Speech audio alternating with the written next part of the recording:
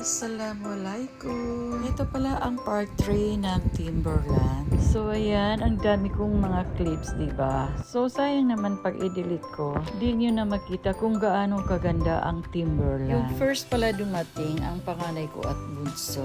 Kanina pa sila naghihintay sa atin. Ang taga naman ng biyahe namin. Muntik na kami maabutan ng close. Pero salamat naman. May oras pa. Habang inasikaso pa ang aming table. Kasi sabi ng anak ko, gusto niya sa gitna. May malaking table dyan sa gitna. Hindi daw ng mga kasamahan niya, doon daw sila nakaupo. Ang nawiwili kami sa view. Ang ganda, guys! Ano ba yan?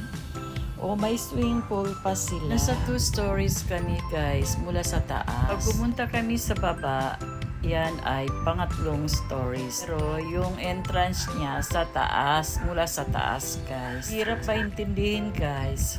Iabangan ang next part 4.